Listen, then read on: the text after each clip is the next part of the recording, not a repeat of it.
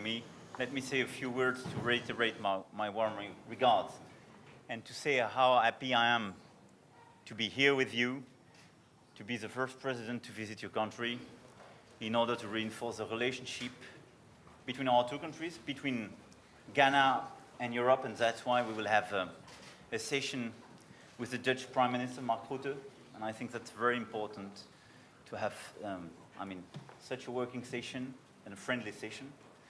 And let me say how committed I am to reinforce the bilateral relations between our two countries in the direct line of our discussion yesterday in Abidjan and what I announced in Ouagadougou.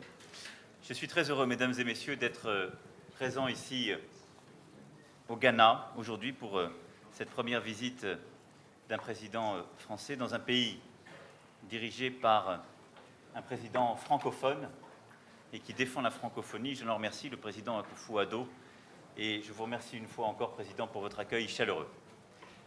J'ai souhaité en effet terminer cette tournée en Afrique avec un passage de quelques heures, certes, mais un passage hautement important à Accra.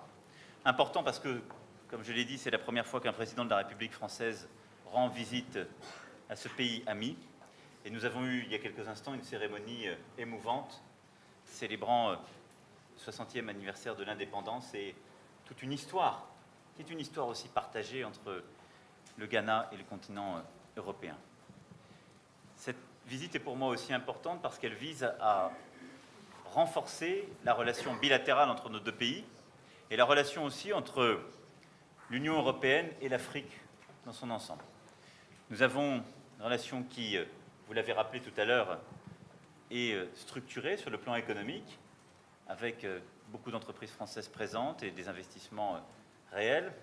Une relation qui s'est améliorée sur le plan de la défense et de la sécurité, mais ce que nous souhaitons l'un et l'autre, c'est pouvoir la renforcer. D'abord avec des entreprises françaises, plusieurs PME, start-up m'accompagnent dans ce déplacement et sont là aujourd'hui, vous les verrez tout à l'heure. Et nous nous rendrons d'ailleurs dans aussi un incubateur d'entreprises et de start-up pour qu'il y ait justement une fertilisation croisée, comme on dit, de nos écosystèmes. Mais il est important à mes yeux qu'il puisse y avoir plus d'innovation croisée, parce que c'est aussi une manière d'embrasser l'Afrique dans sa globalité, sa pluralité linguistique. Et il est essentiel qu'il n'y ait pas des entreprises françaises qui se cantonnent et se développent uniquement dans un espace francophone et des sociétés au Ghana qui ne se déploient qu'avec des partenaires anglophones. Et je souhaite, c'est la vision contemporaine que j'ai de la francophonie, que nous l'installions dans ce plurilinguisme, y compris en matière entrepreneuriale. Et donc je souhaite que nos start-up, nos entreprises puissent continuer à développer ces relations, des développements croisés, puissent investir davantage de part et d'autre. Et à ce titre, je veux saluer l'engagement du président qui, quelques semaines après son élection, a permis que la ligne directe Paris-Accra soit ouverte, offrant de nombreuses possibilités et permettant à Air France, il y a donc simplement quelques mois, de devenir une réalité pour le Ghana. Il y a un nombre de grands contrats non négligeables qui ont été conclus ces dernières années, et je pense que nous pouvons faire encore beaucoup mieux. Aujourd'hui, l'Europe est derrière la Chine, sous votre contrôle, Monsieur le Président, ce qui n'est pas normal à mes yeux. Nous devrions être beaucoup plus présents, et donc c'est à nous d'être talentueux et de savoir développer aussi cette relation économique contemporaine repensée qui consiste à permettre aux PME, aux entrepreneurs ghanéens de trouver leur part de croissance, de création d'activités dans ces investissements. Ensuite, je souhaite que nous puissions renforcer les échanges humains entre nos deux pays. Je l'ai évoqué, je souhaite favoriser au maximum les partenariats universitaires et la mobilité étudiante. Et l'engagement très fort que vous avez pour la francophonie doit nous permettre d'aller plus loin. Je souhaite que nous puissions avoir des diplômes conjoints, ce qui aujourd'hui n'existe pas, et que nous puissions renforcer ce partenariat. Nous avions tout à l'heure des écoles françaises qui accueillent des jeunes Ghanéens aussi, qui leur permettent de rentrer dans le plurilinguisme. Je souhaite que nous puissions développer ceci de manière encore plus volontariste et développer aussi la promotion de la langue française à l'école. C'est pour moi une priorité et je sais que c'est aussi pour vous une priorité et je vous en remercie. Je veux à cet égard saluer l'ambition du président Akufo-Addo, positive pour l'intégration régionale du Ghana et donc pour son économie, Et nous allons intensifier ce soutien pour multiplier les classes bilingues dans le système éducatif ghanéen. Et la France apportera évidemment son soutien en termes de financement, de formation des enseignants et de coopération linguistique.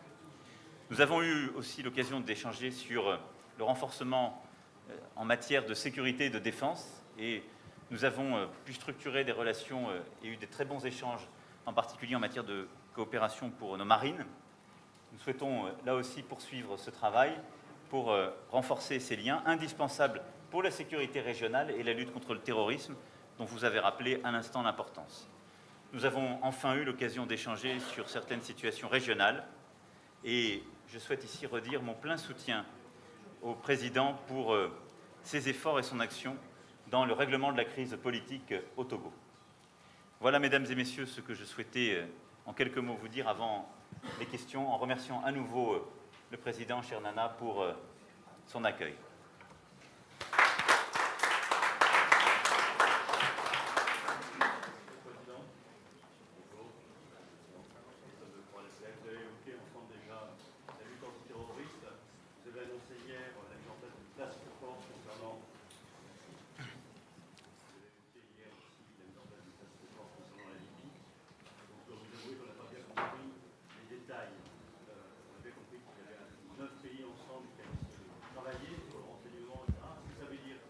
Des forces de police ou militaires françaises, par exemple, vont intervenir en Libye, vont aller démanteler les réseaux de passeurs sur place. Est-ce que ça veut dire ça concrètement et quels sont les moyens engagés précisément? Bon, merci. Très concrètement, nous avons aujourd'hui certains échanges bilatéraux avec des pays africains qui étaient présents autour de la table. Je pense au Niger et au Tchad. Nous avons des échanges sur le plan militaire comme sur le plan policier, pour contrôler justement avec eux les trafics et pour lutter contre ces derniers. Ce que nous avons souhaité faire hier, c'est de structurer cette relation et de permettre que les gouvernements présents puissent structurer dans le cadre d'une task force avec des personnes dédiées ces relations et ces échanges d'informations. De manière très concrète, il appartient essentiellement aux États africains et à leurs forces de sécurité d'opérer sur leur sol et de mener en particulier les opérations de police qui relèvent de leur souveraineté. Mais il est important que nous puissions intensifier la coopération en matière de renseignement et les coopérations techniques que nous pouvons leur apporter pour que ces opérations soient plus efficaces. Il est aussi apparu que la coordination entre les États africains n'était pas suffisante. Aussi, l'Union africaine a-t-elle proposé de coordonner davantage ce travail entre les pays, d'où l'idée d'une task force qui aura, comme vous l'avez compris, sur le terrain des présences policières et militaires africaines, mais une coopération en matière de technique et en matière d'intelligence européenne et tout particulièrement française. La France est présente sur le plan militaire, comme vous le savez, dans la région, à travers les forces dites Barkhane, et celles-ci pourront aussi contribuer en tant que de besoin à certaines opérations, dans la mesure où la lutte contre les trafics de personnes est intimement liée à la lutte contre le trafic de drogue, le trafic d'armes et les activités terroristes. Ce sont les mêmes acteurs, bien souvent, qui sont intriqués dans ces différentes activités. Le cœur de la mission de Barkhane reste la lutte contre les activités terroristes dans toute la bande sahélo-saharienne, et donc à ce titre, Barkhane aura des missions qui pourront permettre de coopérer à ce travail. Thank you very much, Mr. President. Pardonnez-moi. Aujourd'hui, sur le sol tchadien, nigérien et sur le sol malien, comme c'est d'ores et déjà le cas. Ce travail sera renforcé sur le plan militaire par les forces G5 et ensuite sur le sol libyen, il appartient aujourd'hui au gouvernement libyen d'en décider en lien avec l'Union africaine. Il n'a pas été prévu à ce stade d'envoi de forces militaires ou de police de la part de la France. Il est important de préserver la souveraineté de la Libye dans ce cadre. Comme je l'ai dit, la Libye a accepté hier de laisser l'accès à son territoire, en particulier à l'Office international des migrations, pour permettre aux réfugiés, aux migrants, aux déplacés qui sont présents sur le sol libyen, d'être réinstallés dans leur pays d'origine s'ils l'acceptent. Mais hormis ce point-là, ce seront des discussions dans le cadre de l'Union africaine qui conduiront à savoir s'il est nécessaire d'avoir des opérations de police ou des opérations militaires ad hoc sur le sol libyen. Je considère aujourd'hui que c'est la responsabilité de la Libye. I'd like to add some additional comments to what the French president has said. Libya is today the source of all the destabilization that is taking place in the Sahelian region. The arms that are circulating in the Sahelian region are all coming from the armory that Colonel Gaddafi established in Libya before his downfall. So resolving the crisis in Libya is not just resolving it internally for the Libyan people. Not only does it therefore provide an opportunity to bring to an end these barbaric acts, these acts of savagery that are taking place against Africans on Libyan soil, but it also provides an opportunity finally to come to grips with the crisis in the Sahelian region. And therefore, the coordination that the African countries are now wanting to undertake, better to organize their response, both to the issues in the Sahel and to Libya, are extremely important for the stability of our region. Whether it is Boko Haram, the jihadists in Mali, those who are menacing the stability of Niger, of Chad, of Burkina Faso, there is a common link, which is the terrorist emanations from Libya. So it's extremely important that all of us, as effectively as possible, of course, if we have partners such as France, who have indicated their preparedness to be involved in that coordination, the better it is for us. But it is a matter of primordial concern for us in this region. If we don't come to grips with the situation in Libya, it's going to become difficult to come to grips with these, what I consider to me, ancillary, subsidiary matters that are taking place in the Sahelian region. That is how important the resolution of the crisis in Libya is. So the decisions that now have to be made at the continental level by the AU, whether it is in a position to mount the direct military intervention, how it sees the issues of security and stability in Libya, are some of the most important decisions the African Union is going to be taking in the weeks and months ahead of us. But it is vital for our own sake that these matters are fully addressed.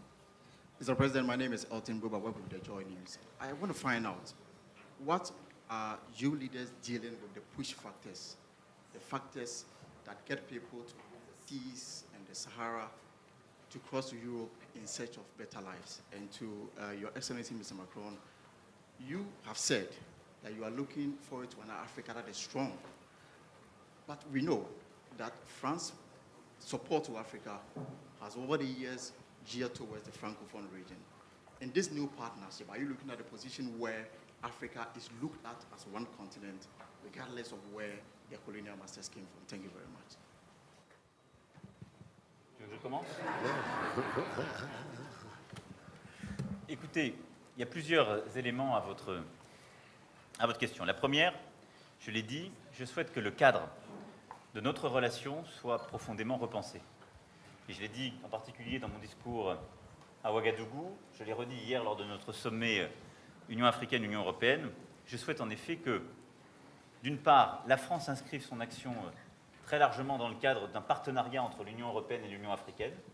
Et nous aurons à ce titre à travailler ensemble pour fonder un nouveau traité d'amitié entre l'Union européenne et l'Union africaine à horizon 2020, qui doit structurer la relation et structurer aussi l'équilibre des relations avec tous les pays.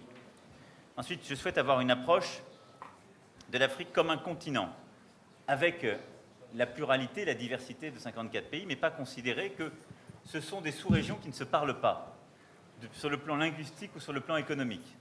Et à ce titre, toutes les initiatives prises pour aider les passerelles, intégrer le continent, comme celle que prend sur le plan de la langue le président, me paraissent extrêmement importantes et la France les encouragera. Et c'est ce que je suis venu en particulier faire ici.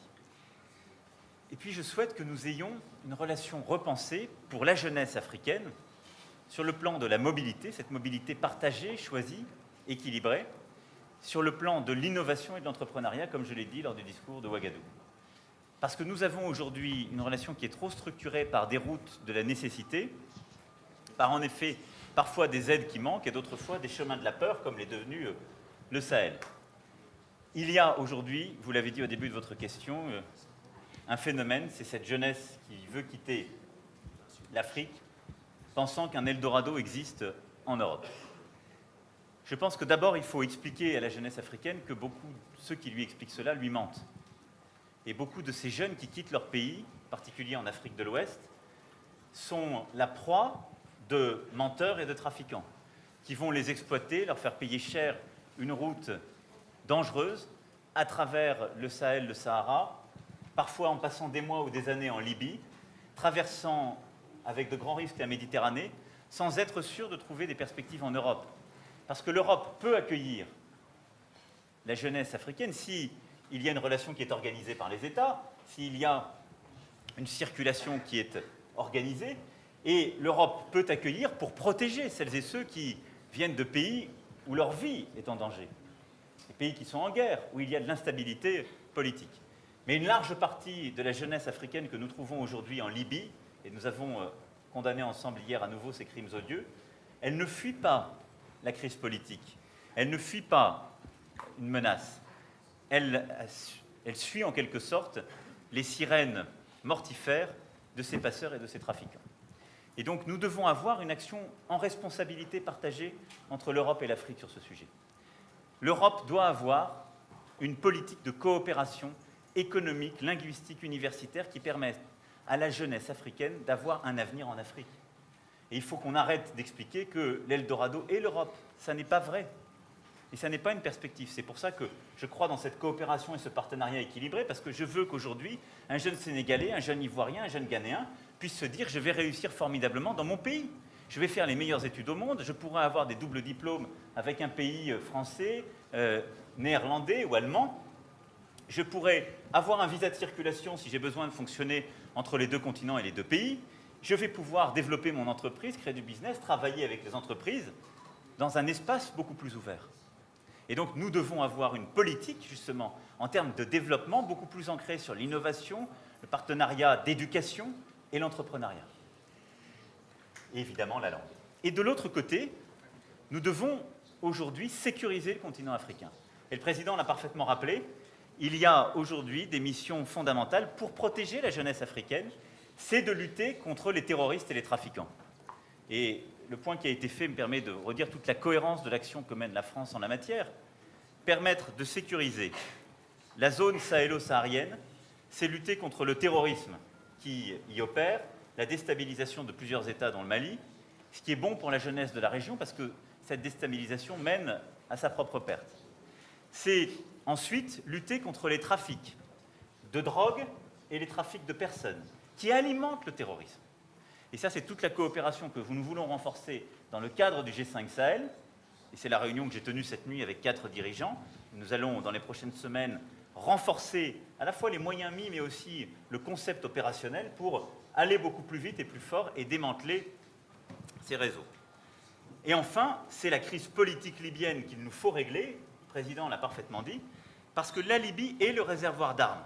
Et vous avez aujourd'hui la route du crime, qui est en même temps la route de tous les trafics, où la jeunesse venant d'Afrique de l'Ouest fait l'objet de ces trafics, suit la bande sahélo-saharienne pour aller jusqu'en Libye, où elle passe parfois des mois, voire des années, où elle subit une condition indigne et inacceptable, et où les trafiquants qui se sont rémunérés en apportant en même temps la drogue récupèrent des armes qu'ils ramènent sur les théâtres d'opération sahélo-sahariens. Et donc notre priorité absolue, au-delà du partenariat que j'évoquais, c'est de régler la crise dans le Sahara et le Sahel sur le plan du terrorisme, c'est de fixer la situation politique et migratoire en Libye, même s'il faut dire que ça prendra du temps, mais il faut remettre de la stabilité pour arrêter là-bas le trafic d'armes. Et c'est de lancer derrière un travail que l'Union africaine devra conduire, qui est un travail d'éradication du trafic de drogue qui alimente aussi ces routes. Tous ces phénomènes sont liés, et c'est ce que nous devons aussi à la jeunesse africaine.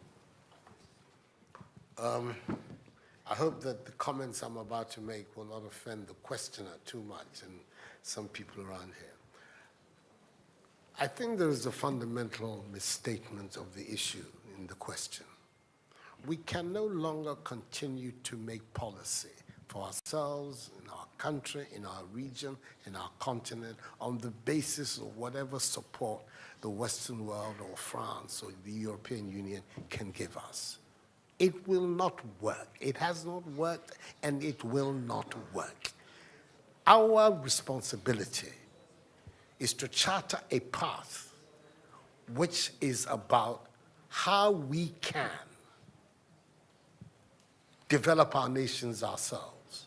It is not right for a country like Ghana, 60 years after independence, to still have its health and education budgets being financed on the basis of the generosity and charity of European taxpayers. By now, we should be able to finance our basic needs ourselves.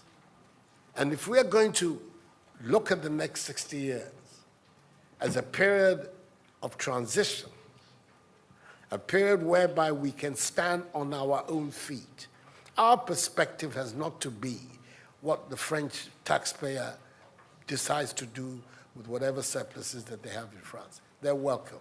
They're appreciated.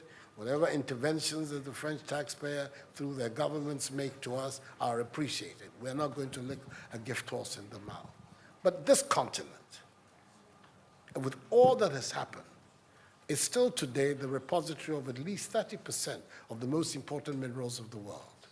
It is a continent of vast, arable, and fertile lands. It has the youngest population of any of the continents in the world. So it has the energy and the dynamism.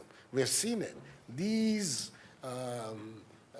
young men who are showing so much resilience and ingenuity in crossing the Sahara, finding ways to go across with rickety boats across the Mediterranean to really, those energies, we want to have those energies working inside our countries. And we're going to have those energies working in our countries if we begin to build systems that tell the young people of our country that their hopes, their opportunity are right here with us. Migration and the movement of people is being presented in a manner which suggests that somehow it's a new phenomenon. There's nothing new about it. It's as old as man, the movement of people. And it has always been linked to the same thing: the failure of where you are to provide you with an opportunity, so you move somewhere else. Those of you who are familiar with 19th century European history would know that the biggest wave of immigration in 19th century Europe, the latter part of it, came from Ireland and from Italy. Waves upon waves, generations of Italians and the Irish people left their countries to seek the American paradise, largely because Ireland was not working, Italy was not working. Today, you don't hear it. Italian young people are in Italy. Irish young people are in Ireland.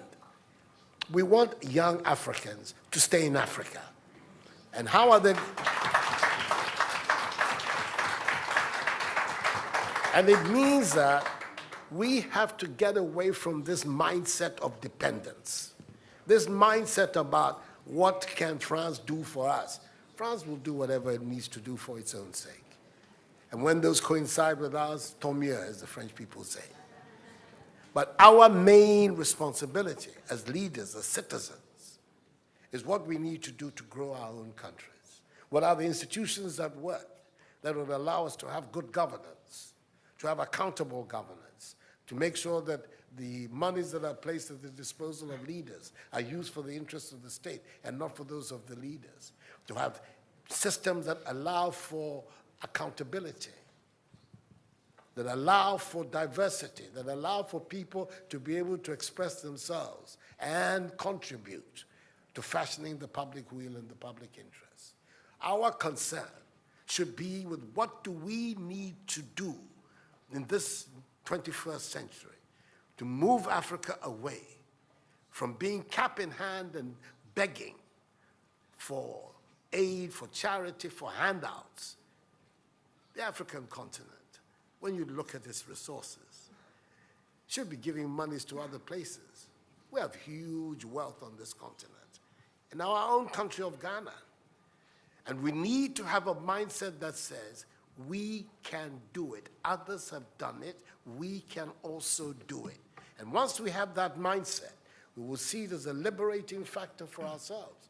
We keep talking about how it was that Koreans, Malaysians, Singaporeans, who got their independence at the same time as us. We're told of that at the time of Ghanaian independence, per capita Ghanaian income was higher than that of Korea. Today, Korea is part of the first world. So is Malaysia. So is Singapore. What happened? Why did they make that transition? And 60 years after independence, we are where we are. Those are the matters that should concern all of us as Africans, as Ghanaians. And not, when I say so with the greatest of respect to the French president, I think that the cooperation of France is something that I am, as you know, a strong friend of France. I am Francophile. So I don't have any difficulty with that.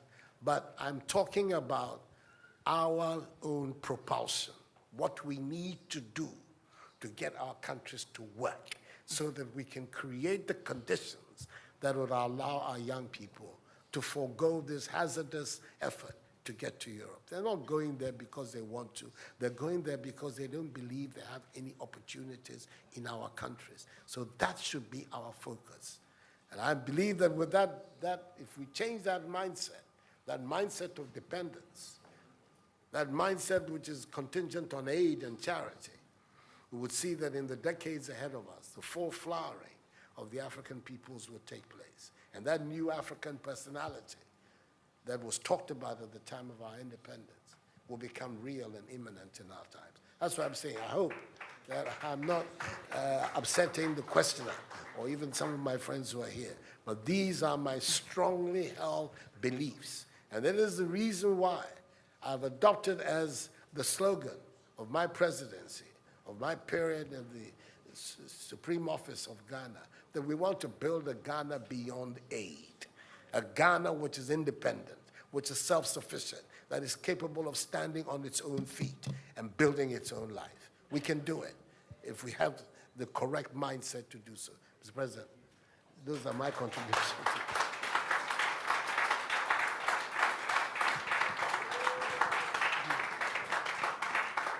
Si vous aviez besoin d'avoir la preuve qu'une nouvelle génération de leaders en Afrique croit dans une nouvelle histoire pour l'avenir et la jeunesse, vous venez de la voir.